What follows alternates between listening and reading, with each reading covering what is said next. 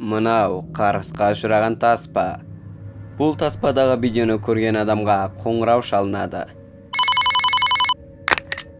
Сен бір аптадан кейін өлетін боласың деп айтады. Содан сен бір аптадан кейін көз жұматын боласың. Бұл The Rings хоррор киносының негізгі концерті. Баршаңызға сәлем, сіздермен бірге Ерасыл. Бүгінгі видео хоррор мистиканы ұнататын адамдарға арналады. Бүгін біз әлемдегі ең қорқынышты кинолардың бірі саналатын The Ring киносы жайлы айтатын боламыз. Бұл киноны көргендер болса, бұл киноны көргенде қандай сезім туындағанын және қандай реакция болғанын комментарийге жазып кетеміз. 1998 жылы жапониялық режиссер Хайдео Наката Ring деген киноны жарыққа шығарады. Ол кино көпшілікке қатты ұнайды және өте табысты киноға айналады.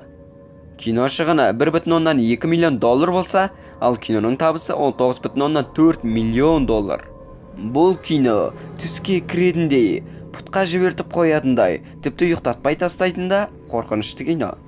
Бәріміз білетіндей, америкалықтар шетелдің мықты туындыларын сатып алып, өз нұсқасын түсіреді.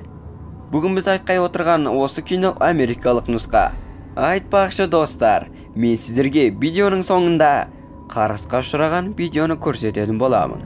Сондықтан дайын отырыңыздар. Ал енді достар, көпке соза бермей видеоны бастайық.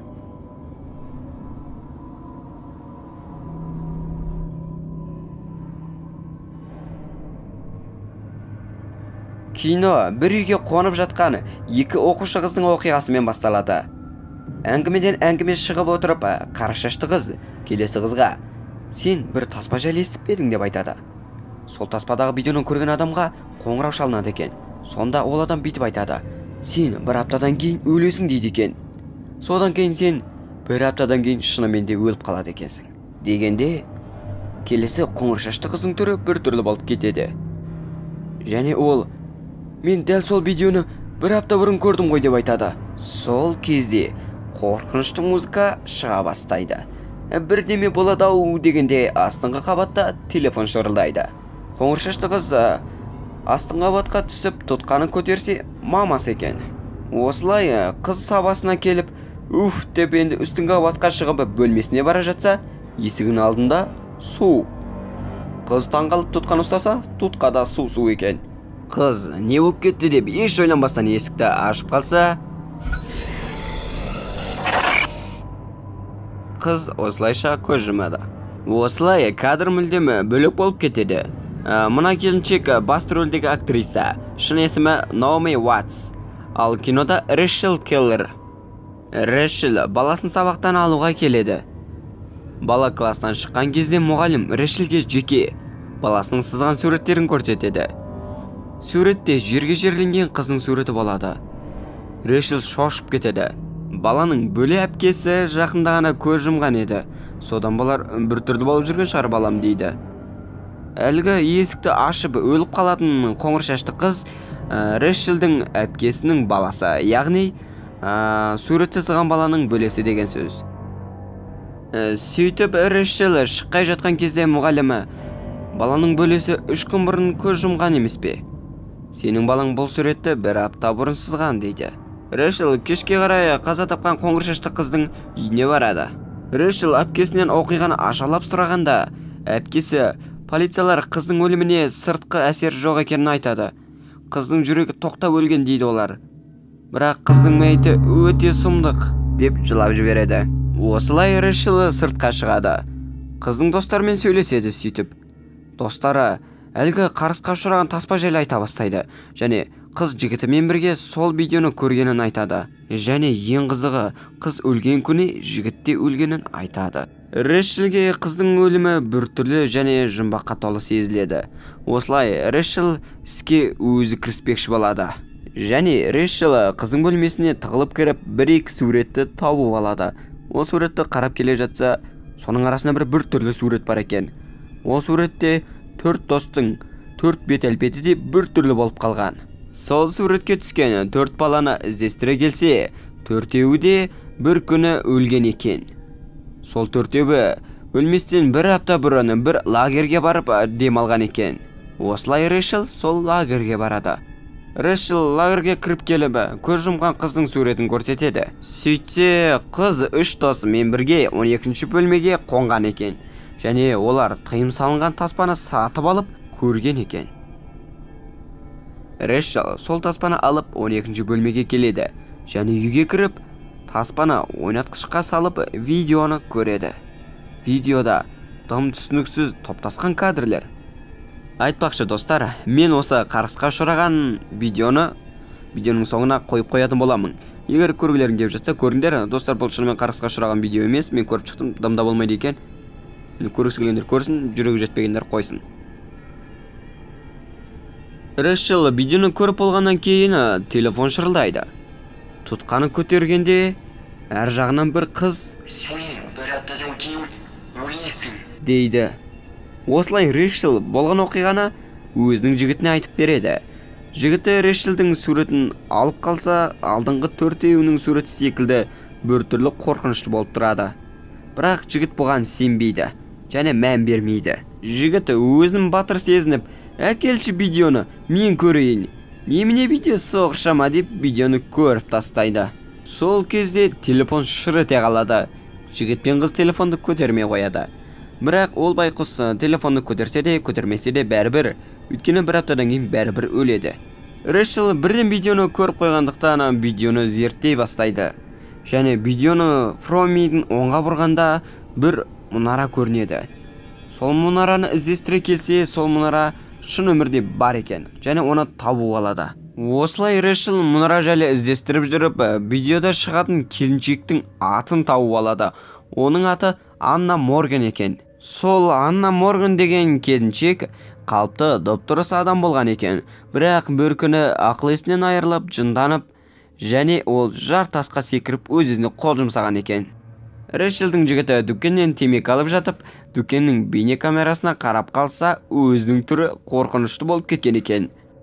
Рэйчел су ішіп жатып қақала бастайды, және оның аузынан бір зат шығып келеді.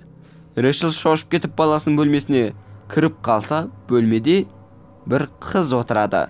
Рэйчел қызға таяғанда, қыз Рэйчелдің қолынан ұстап алады да, Рэйчел бір түрлі нәрселерді көре бастайды. Сол сәтте Рэйчел оянып кетеді. Сөйтсе, бұның бәрі түс екен. Рэйчел шошып ояна кетіп, Рэйчел тұра салып баласының бөлмесіне барады. Сөйтсе, баласы жоқ. Рэйчел шошып кетеді. Басқа бөлмеге кіріп кетсе, баласы әлде қашан қарғысқа ұшыраған видеоны көріп қойыпты. Сол сәтте әрине телефон шырылдайды. Бірақ осы жолы жігіті болып шығады. Ал жігіті мен Рэйчел сөйлесе келсе, жігіті Рэйчелден кешірім сұрап, мен шын осы видеоға сендім, бұл шынымен қарғысқа ұшыраған видео екен, екеуміз осыған қарсы күресуіміз керек деп айтады.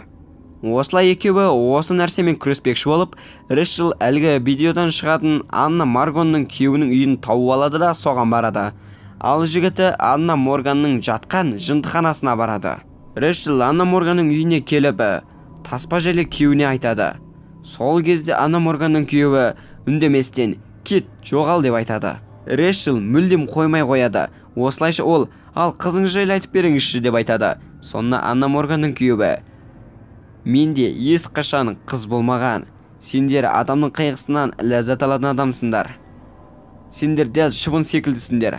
Боққа қонып, оны елге таратасыңдар дейді. Сол сәтте Рэйчелдің жігіті жындыхананың архивіне тығылып кіріп, Анна Морганның құжаттарын тауып алады. Анна Морган өте көп рет балалы болмақшы болған екен, бірақ денсаулығына байланысты ол орындалмаған. Артынша Самара деген қызды асырап алған екен. Сол кезде Рэйчел Анна Морганның күйеуінен түк шықпағандықтан Анна Морганның көршісіне барады. Сол үйдегі бір әжейден Анна Морган жайлы сұрайды. Сонда әжей бәрін айтып береді. Анна Морган басында қалыпты қарапайым келіншек болған еді. Бірақ бір күні ол Самара деген қызды асырап алады. Содан бастап ол жынданады. Біраз уақыттан кейін Самара жоғалып кетеді. Біраздан кейін Анна Морган да өз-өзіне қол жұмсап өледі дейді. Және ақырын сыбырлап, Самара жоғалып кеткеннен кейін қалашықтың жағдайы жақсарып қалды деп айтады. Және Самара деген қыз қалыпты қыз болмаған еді дейді. Рэшел Анна Морганның күйеуінің үйіне барып көмек сұрамақшы болады, өйткені ол бәрін біліп алды ғой. Бірақ үйге келсе, Анна Морганның күйеуі үстіне тоғырап алған, бәрі бітті деп өз-өзіне қол жұмсайды. Сол кезде Рэшелдің жігіті келеді. Екеуі содан кейін сол үйдің ат қорасына кіреді. Сонда дәл видеодағыдай баспалдақ тұрады. Осылай олар жоғарға көтеріледі. Сөйтіп Самараның бөлмесін тауып алады. Бөлмеде бір ағаштың суреті бар екен. Сөйтсе бұл ағаш алғашқы таспаны тауып алған 12-ші бөлменің сыртында тұрған ағаш екен. Осылай олар лагерге қайта барады. Және бөлмеге кіріп, үйдің астынан құдық тауып алады. Ол құдықта дәл видеодан шығатын құдық екен. Осылай құдықты тауып алғаннан кейін, осы құдықтың тереңдігін анықтағай, құдыққа тас тастайды. Сол сәтте топ тасқан қалың жарғанат шығып келіп, теледидар құлап, Рэшелді құдыққа құлатып жібереді. Сол сәтте Рэшелдің жігіті арқан іздеп, көмек іздеп кетіп қалады. Ал Рэшел құдықтың ішінен бір шаш тауып алады. Сөйтсе бұл Самара екен. Самара Рэшелді қолынан ұстап алады да бәрін көрсетіп жібереді. Сөйтсе бұл орын бұрындары құдық болған екен. Анна Морган Самараны талдырып тастап, әтейі құдыққа тастап жіберген, және құдықтың қақпағын жауып тастаған. Одан кейін мына жерге лагер салынып кеткен екен. Сөйтіп жатқанда Рэшелдің жігіті кіріп келіп, Рэшелді шығарып алады. Сол сәтте қарыс қайттау деймін. Рэшелдің 7 күні толып қойса да, ол өлмейді. Бәрі жақсы болып кетеді. Рэшел баласына ертеңінде бар оқиғаны айтып береді. Сонда баласы: "Сіз теріс іс жасадыңыз. Оны бекер құтқардыңыз. Ол құдықта қалуы керек еді. Ол бостандыққа шықты. Сізді алдап кетті ол", дейді баласы. Сол кезде Рэшелдің жігіті жұмыста отырады. Және оның видео көргеніне 7 күн болған еді. Сол кезде теледидары өз-өзінен қосылып кетеді. Ол барып сөндіріп тастайды, бірақ теледидар қайта өзі қосылып кетеді. Содан теледидардан құдық көріне бастайды. Құдықтың ішіне Самара шығып келеді. Самара тіпті теледидардан шығып келеді. Сөйтеді де Рэшелдің жігітін өлтіріп тастайды. Осылай Самара бостандыққа шығады. Сөйтсек, Самара деген нағыз жауыз екен, ол Рэшелді алдап кеткен, сол арқылы ол бостандыққа шығып кеткен. Бұл негізінде осы киноның желісі осындай, Самара негізінде жаман кейіпкер. Ал достар, осылай оқиға аяқталып отыр. Енді видеоның ең қызықты сәті деуге де болады. Мен сіздерге осы қарысқа ұшыраған видеоны көрсететін болам, толық нұсқасын. Қорқып отырсаңыздар көрмей қойыңыздар, ал қорықпайын дегендер болса көре беріңіздер. Бірақ бұл видеоны көргеннен кейін сізге ештеңе болмайды, қорықпаңыз. Бұл өтірік, жай ғана режиссердің түсірген фильмі, видеосы, тымда қорықпаңыз.